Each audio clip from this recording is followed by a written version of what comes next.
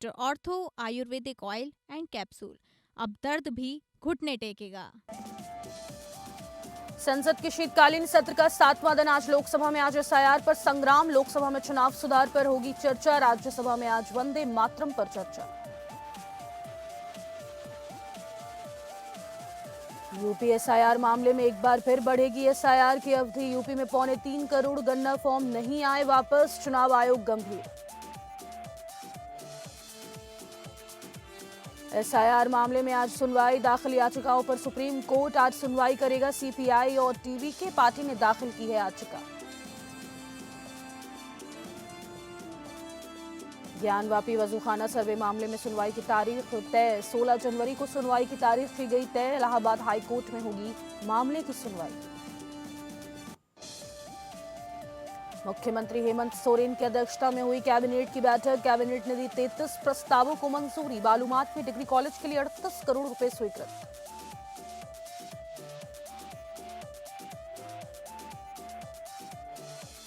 नमस्कार, very good morning. स्वागत है आपका एपीएन न्यूज में। आपके साथ मैं हूं सदफ फातिमा। बुलेटिन की शुरुआत करेंगे बड़ी खबर के साथ। बता दें संसद का शीतकालीन सत्र जारी है, आज 7वां दिन है।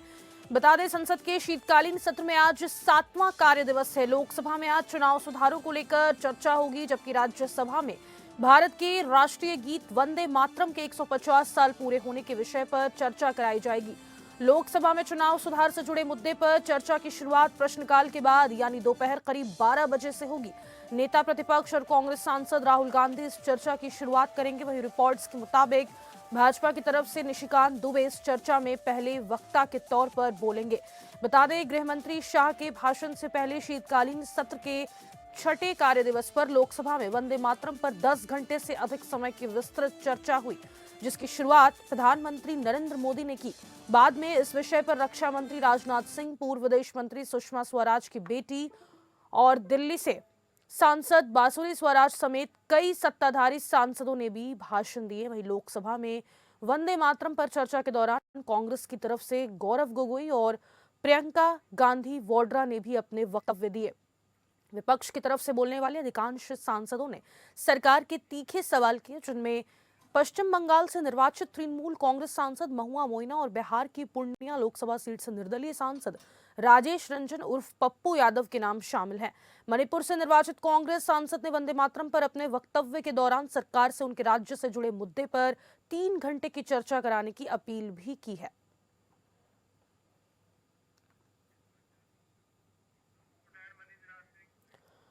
और ज्यादा जानकारी के साथ इनपुट हेड मनीष राज सिंह हमारे साथ फोन लाइन पे जुड़ गए हैं। मनीष, आज शीतकालीन सत्र के 7वें दिन एसआईआर पर 10 घंटे की जो चर्चा है वो होनी है। आपको लगता है कि इस दौरान कोई ठोस समाधान निकल पाएगा, क्योंकि चुनाव प्रक्रिया एसआईआर पर लगातार विपक्ष सवाल खड़ा कर रहा है? जी, मैं आपको बता दूं कि ये चर्चा जो होनी है, आज से शुरू हो रही है एसआईआर पर चर्चा, वो 10 घंटे की नहीं 2 दिन की चर्चा होगी।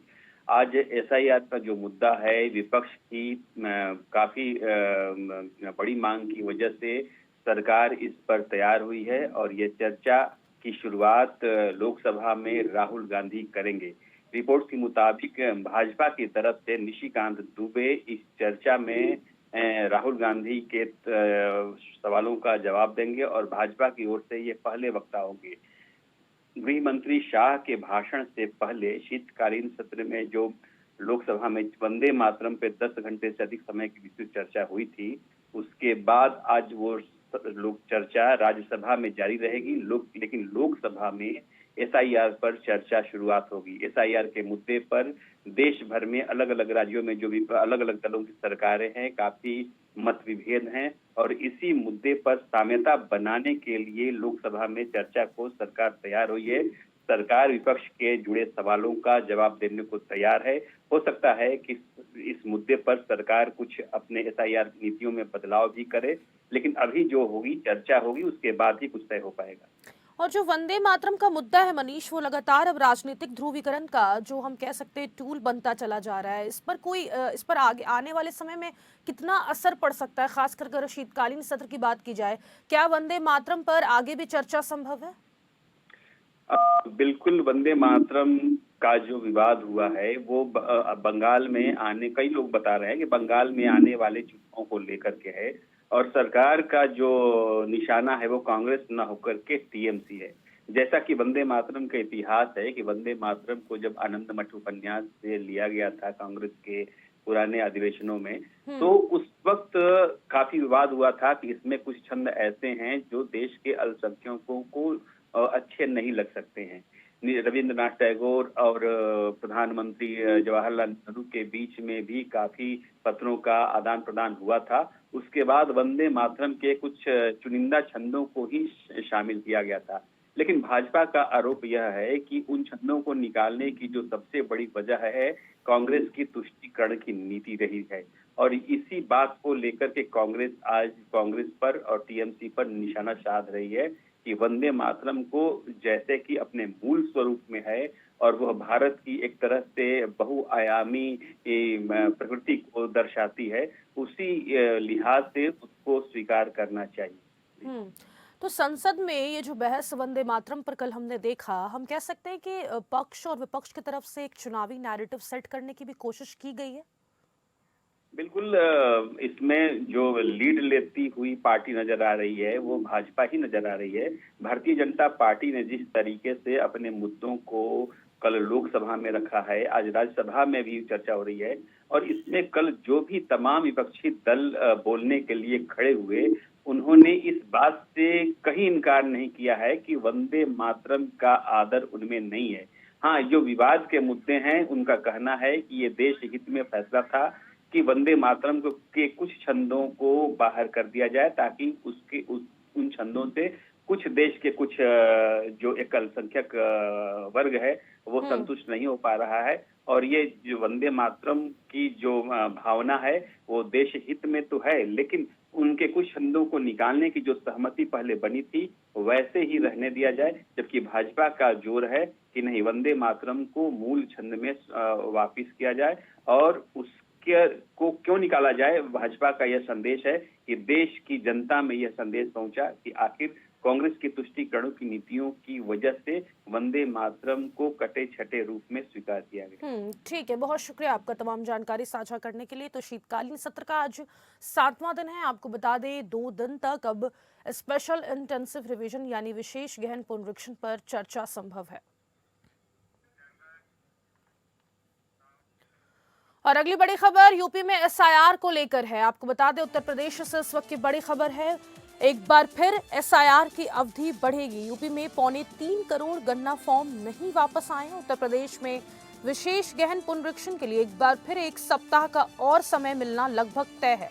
बीएलओ की ओर से करीब 17.7% मतदाताओं के गन्ना फॉर्म इकट्ठा ना हो पाने की रिपोर्ट दी गई है। उच्च पदस्थ सूत्रों के अनुसार इसे देखते हुए प्रदेश के मुख्य निर्वाचन अधिकारी कार्यालय ने चुनाव आयोग से एसआईआर के लिए और समय देने का अनुरोध करने का फैसला किया है। नया फैसला 11 दिसंबर से पहले कभी भी आ सकता है। इससे पहले 30 नवंबर को गन्ना फॉर्म भरने की तिथि 4 दिसंबर से बढ़ाकर 11 दिसंबर की गई थी। प्रदेश में 15.44 करोड़ से ज्यादा मतदाता हैं।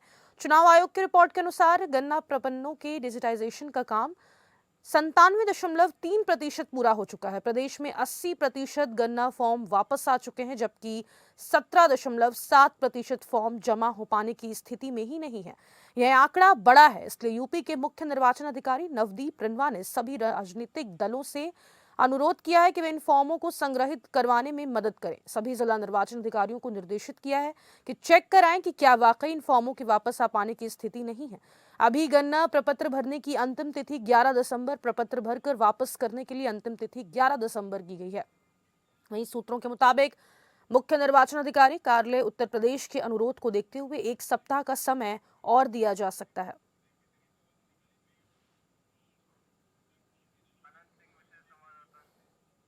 और ज्यादा जानकारी के साथ विशेष संवाददाता आनंद सिंह का रुख करेंगे। आनंद, ये जो बड़ी बात सामने निकल कर आ रही है कि 3.25 करोड़ गन्ना फॉर्म नहीं लौटे हैं, असल में इनकी स्थिति क्या है ग्राउंड पर?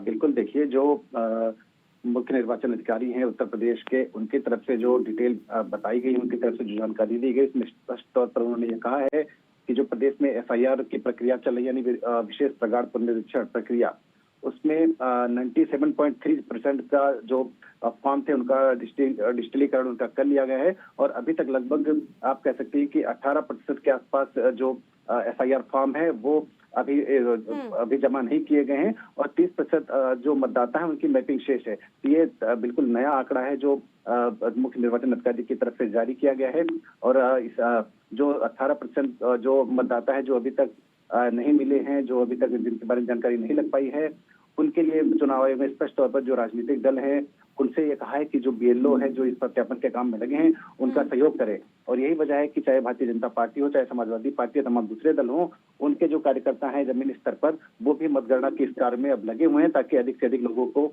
जो अभी तक मिल नहीं रहे नागरिक उनको मतदाता पहचान पत्र से जोड़ा जा सके। और किन जिलों में सबसे ज्यादा कमी आ रही है और ग्रामीण और शहरी इलाकों में स्थिति अलग अलग है क्या? देखिए, जाहिर सी बात है कि जहां पर जो प्रक्रिया चल रही, क्योंकि पूरे उत्तर प्रदेश में एक साथ प्रक्रिया चलाई जा रही है तो कहीं पर ज्यादा कहीं पर कम जरूर है, लेकिन जैसा मैंने आपको बताया कि लगभग 97% से भी अधिक जो एफआईआर फॉर्म थे उनका डिजिटलीकरण कर लिया गया है, यानी कि उनको जो है उनका जो सारा डाटा था वो मशीन में, कंप्यूटर में आ चुका है और बाकी जो लोग अभी बचे हैं उनके लिए पूरी तरह से जो चुनाव निर्वाचन आयोग है वो प्रक्रिया में लगा हुआ है और जो तमाम राजनीतिक दल हैं वो भी लगातार मदद कर रहे हैं। तमाम जो दलों के लोग हैं वो अपने अपने कार्यकर्ताओं को उन्होंने बूस्टअप किया है। भारतीय जनता पार्टी की मैं अगर बात करूं तो अभी पिछले दिनों ही कल ही मुख्यमंत्री योगी आदित्यनाथ ने इस बात के निर्देश दिए हैं कि जितने भी कार्यकर्ता हैं, जितने भी नेता हैं, पदाधिकारी हैं, वो तुरंत इस काम में लगे और अधिक से अधिक जो वोटर्स हैं उनको जोड़ा जा सके, इसको लेकर उन्होंने साफ तौर पर निर्देशित किया है। ठीक है, बहुत शुक्रिया आपका तमाम जानकारी साझा करने के लिए। और अगली बड़ी खबर एसआईआर मामले से जुड़ी है, जहां पर सुप्रीम कोर्ट में सुनवाई होनी है। आपको बता दें, दाखिल याचिकाओं पर सुप्रीम कोर्ट आज सुनवाई करेगा। तमिलनाडु, पश्चिम बंगाल और उत्तर प्रदेश में एसआईआर प्रक्रिया के खिलाफ दाखिल याचिकाओं पर सुप्रीम कोर्ट आज सुनवाई करेगा। तमिलनाडु एसआईआर के खिलाफ सीपीआई और टीवीके पार्टी और अन्य की तरफ से दाखिल याचिका पर सुप्रीम कोर्ट चुनाव आयोग को नोटिस जारी कर जवाब मांग चुका है। साथ ही पश्चिम बंगाल एसआईआर के खिलाफ टीएमसी सांसद डेरेक ओ ब्रायन, डोला सेन सहित कई नेताओं की तरफ से दाखिल याचिकाओं पर भी सुप्रीम कोर्ट नोटिस जारी कर जवाब मांग चुका है।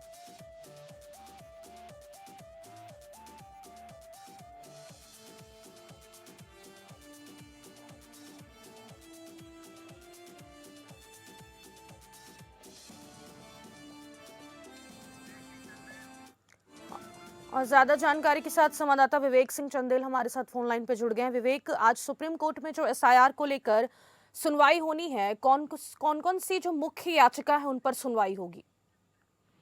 फातिमा, अगर हम देखें तो तमिलनाडु, पश्चिम बंगाल और उत्तर प्रदेश की जो याचिकाएं हैं, जो एसआईआर के अलग अलग पहलुओं को लेकर, जिसमें तमिलनाडु और पश्चिम बंगाल की तरफ से जो एसआईआर है उसमें प्रक्रिया और समय की मांग करके याचिका दाखिल की गई है। इसके अलावा जो बीएलओ की डेथ हो रही है, इनको लेके भी एक सवाल उठाया गया। वहीं उत्तर प्रदेश की बात करें तो उत्तर प्रदेश में ये मांग की गई है कि चूंकि एसआईआर की प्रक्रिया, क्योंकि 15 करोड़ से ज्यादा यहाँ पे मतदाता हैं, ऐसे में जो एसआईआर की प्रक्रिया इतनी जल्दी नहीं होनी चाहिए, उसको थोड़ा और समय दिया जाना चाहिए। इसका मतलब कि वो 3 महीने और एक्स्ट्रा दिए जाने की मांग कर रहे हैं। क्योंकि उत्तर प्रदेश में भारतीय किसान यूनियन आजाद ट्रस्ट की तरफ से ये अर्जी दाखिल की गई थी और ये कहा गया था कि इसमें जो उत्तर प्रदेश में जनसंख्या है वो 15.5 करोड़ के करीब है और इतने लोगों का एसआईआर इतनी जल्दी खत्म कर पाना मुश्किल होगा। ऐसे में अगर जल्दबाजी में काम किया जाएगा तो उत्तर प्रदेश में जो रहने वाले ऐसे लोग हैं जिनके पास कोई टेक्निकल इश्यूज हो सकते हैं, जिसकी वजह से वो एसआईआर प्रक्रिया के तहत वो अपना नामांकन नहीं कर पाएंगे या इनरोल नहीं हो पाएंगे, न्यूमरेशन फॉर्म नहीं सबमिट हो पाता है तो उनके नाम कट जाएंगे। ऐसे में इलेक्शन भी अभी दूर है और 2027 में है, तो थोड़ा सा 3 महीने का एक्स्ट्रा और समय दे दिया जाए, जिससे कि जो एसआईआर की प्रक्रिया है वो उचित तरीके से चले और जो नाम है वो ना कटने पाए। दूसरी तरफ जो तमिलनाडु की तरफ से याचिकाएं दाखिल की गई हैं, तमिलनाडु में एसआईआर को लेके, उसमें एक बड़ा सवाल उठाया गया। बीएलओ की जो मौत हो रही है उस पर चिंता जाहिर की गई, क्योंकि सीजीआई की बेंच इस मामले पर सुनवाई कर रही है और लगातार उन्होंने इस बात को कहा कि जो बीएलओ की मौत का जो इशू है ये गंभीर इशू है, लेकिन इसमें कुछ चीजों को देखना ये पड़ेगा कि क्या बीएलओ की जो नियुक्ति की जा रही है उनके अलावा और बीएलओ को अपॉइंट किया जा सकता है, क्योंकि अगर मान लीजिए किसी जगह पे 10,000 बीएलओ है तो अगर गवर्नमेंट चाहे तो उसको 20 से 30, यानी ये रिकमेंडेशन के रूप में कोर्ट ने कहा था कि ऐसे बीएलओ की जो मौत का सवाल है उनके जी। ऊपर विचार करने की जरूरत है, और जहां बीएलओ की जरूरत हो वहां स्टेट मिशनरी जो है वो और बीएलओ को अपॉइंटमेंट करे, जिससे जो एसआईआर प्रक्रिया प्रभावित न हो। वहीं इलेक्शन कमीशन की तरफ से लगातार ये कहा गया कि क्योंकि जो बीएलओ का अपॉइंटमेंट किया गया है वो लोगों की संख्या को देखते हुए किया गया है, तो एक बीएलओ के ऊपर इतना ज्यादा बर्डन नहीं है जैसा कि इसको दिखाया जा रहा है। जो भी बीएलओ की मौत के आंकड़े दिखाए जा रहे हैं वो बढ़ा चढ़ा के दिखाए जा रहे हैं, वो सिर्फ इस वजह से नहीं है कि सिर्फ वो एसआईआर की प्रक्रिया कर रहे हैं, क्योंकि जो एसआईआर की प्रक्रिया कर रहे हैं उनको और चीजों से अलग रखा गया है। वहीं कुछ स्टेट्स में जब ये सवाल उठा था कि इलेक्शन होने वाले हैं, इलेक्शन के दौरान जो एसआईआर की प्रक्रिया वो न कराई जाए जिससे इलेक्शन प्रभावित होगा, तो इलेक्शन कमीशन की तरफ से साफ साफ कहा गया कि जो बीएलओ का काम करने वाले हैं वो अलग हैं और जो इलेक्शन का प्रोसेस निपटाने वाले हैं वो लोग अलग हैं। ऐसे में इन दोनों को एक साथ मिला के नहीं देखा जाना चाहिए कि एसआईआर की प्रक्रिया इससे बाधित होगी। हालांकि कोर्ट ने जरूर ये कहा था कि इस मामले में अगर बीएलओ की संख्या कम हो रही है या बीएलओ की और ज्यादा बढ़ाए जाने की जरूरत है तो इसके लिए स्टेट मशीनरी है वो देख सकती हैं। और जो ये तमाम इश्यूज हैं इनके अलावा जो पश्चिम बंगाल, उत्तर प्रदेश और तमिलनाडु की तरफ से जो याचिकाएं दाखिल की उनपे जो इलेक्शन कमीशन है उसने जवाब दाखिल कर दिया है। वहीं साथ ही पश्चिम बंगाल वाले मामले में जब इलेक्शन कमीशन ने अपना जो जवाब दाखिल किया था उसमें बहुत स्पष्ट रूप से कहा था कि जो वहां पे एसआईआर की प्रक्रिया है उसको लेकर बहुत ज्यादा बढ़ाया चढ़ाया जा रहा है कि किसी एक कम्युनिटी को टारगेट किया जा रहा है, ऐसा बिल्कुल नहीं है। जो भी कुछ किया जा रहा है वो नीति के तहत ही किया जा रहा है और राजनीतिक पार्टियों के द्वारा ही जो ऐसी प्रक्रिया करने की बात कही गई थी जिसके बाद ये की जा रही है। तो ऐसे में जो एसआईआर किया जा रहा है उसको लेके जो सवाल उठाए जाए वो बिल्कुल गलत है। इलेक्शन कमीशन ने बहुत स्पष्ट कर दिया था कि जो 24 जून और 27 अक्टूबर का जो आदेश दिया गया था एसआईआर के लिए पश्चिम बंगाल में बिल्कुल वैध है, क्योंकि जो टीएन सेशन केस में जो 1995 में जो मान्यता दी गई उसी के आधार पर एसआईआर कराया जा रहा है। और जो जो इलेक्शन कमीशन है उसने ये भी स्पष्ट किया था कि अनुच्छेद 324 और जो आरपी एक्ट 1950 है उसकी धारा 15, 21 और 23 के तहत जो ये एसआईआर की प्रक्रिया कराई जा रही है वो बिल्कुल गलत है। वो पश्चिम बंगाल के मामले में ईसीआर ने बहुत स्पष्ट किया था कि 99.77 जो फीसदी जो मतदाता हैं वो उनका इन्यूमरेशन फॉर्म भरा जा चुका है और लगभग 70% के करीब जो फॉर्म वापस भी आ चुके हैं।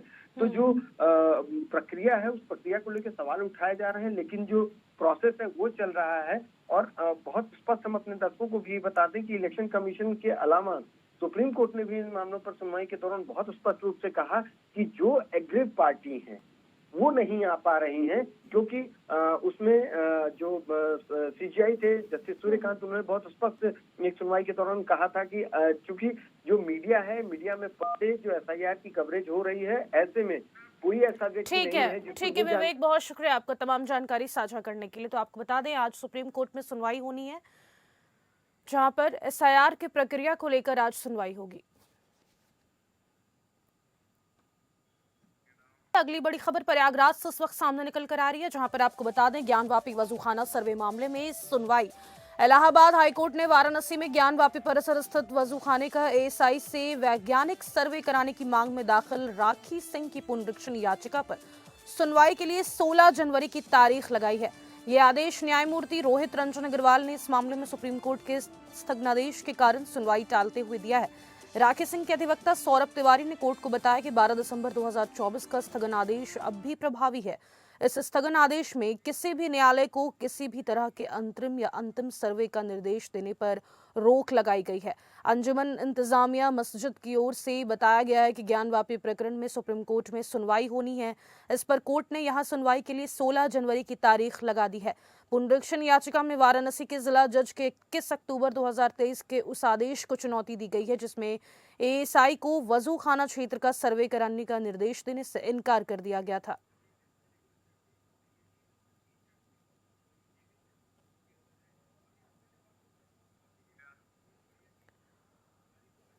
तो बता दें, इलाहाबाद हाईकोर्ट ने वाराणसी में ज्ञानवापी परिसर स्थित वजूखाने का एएसआई से वैज्ञानिक सर्वे कराने की मांग में दाखिल राखी सिंह की याचिका पर 16 जनवरी की तारीख लगाई है। ये आदेश न्यायमूर्ति रोहित रंजन अग्रवाल ने इस मामले में सुप्रीम कोर्ट के स्थगनादेश के कारण सुनवाई टालते हुए दिया है। राखी सिंह के अधिवक्ता सौरभ तिवारी ने कोर्ट को बताया कि 12 दिसंबर 2024 का स्थगनादेश अब भी प्रभावी है। इस स्थगन आदेश में किसी भी न्यायालय को किसी भी तरह के अंतरिम या अंतिम सर्वे का निर्देश देने पर रोक लगाई गई है। वहीं अंजुमन इंतजामिया मस्जिद की ओर से बताया गया कि ज्ञानवापी प्रकरण में सुप्रीम कोर्ट में सुनवाई होनी है। इस पर कोर्ट ने यहां सुनवाई के लिए 16 जनवरी की तारीख लगा दी है। पुनरीक्षण याचिका में वाराणसी के जिला जज के 21 अक्टूबर 2023 के उस आदेश को चुनौती दी गई है जिससे एएसआई को वजू खाना क्षेत्र का सर्वे करने के निर्देश देने से इनकार कर दिया गया था।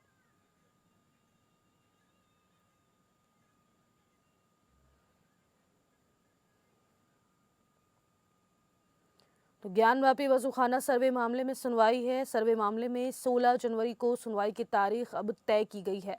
इलाहाबाद हाईकोर्ट में ही मामले की अगली सुनवाई होगी।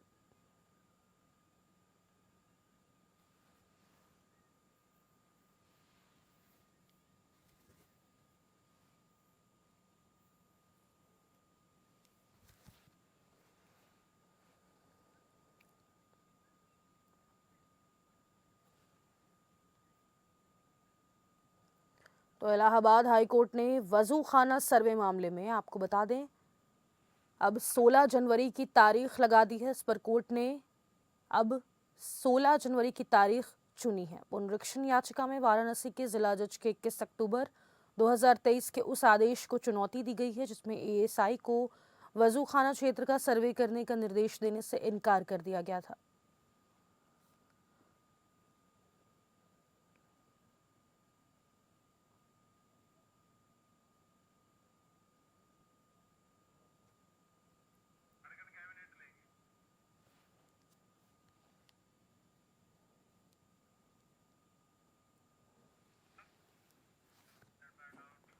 और अगली बड़ी खबर झारखंड से इस वक्त सामने निकल कर आ रही है। आपको बता दें, झारखंड कैबिनेट की बैठक हुई है। मुख्यमंत्री हेमंत सोरेन की अध्यक्षता में यह बैठक हुई है।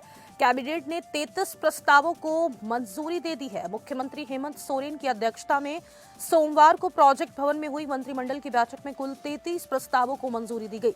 इस बैठक में बालूमाथ में डिग्री कॉलेज के निर्माण के लिए 38 करोड़ रुपए की स्वीकृति को विशेष रूप से अहम माना गया। बैठक के निर्णयों की जानकारी कैबिनेट सचिव वंदना डाडेल ने दी है। बैठक में रिम्स के सरकारी सह प्राध्यापकों को पदोन्नति देने का निर्णय लिया गया, जबकि गोडा सदर अस्पताल के एक चिकित्सा पदाधिकारी को निलंबित करने का भी प्रस्ताव मंजूर किया गया है। इसके अलावा राज्य में आधारभूत संरचना विकास से जुड़े कई महत्वपूर्ण परियोजनाओं को भी हरी झंडी दी गई है। गोडा में सड़क निर्माण के लिए 127 करोड़ रुपए की प्रशासनिक स्वीकृति दी गई है। वहीं साहिबगंज में पथ निर्माण के लिए 61 करोड़ रुपए मंजूर किए गए हैं। डाल्टेनगंज चैनपुर सड़क पर कोयल नदी के ऊपर नए पुल के निर्माण को भी मंजूरी मिली। गुमला जिले के बानोपत के लिए 140 करोड़ रुपए की स्वीकृति दी गई है।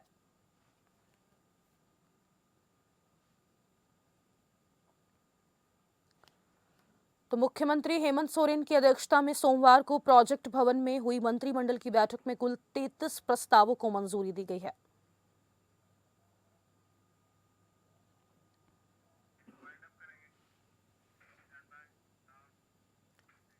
इस बुलेटिन में फिलहाल के लिए इतना ही। मुझे दीजिए इजाजत। नमस्कार।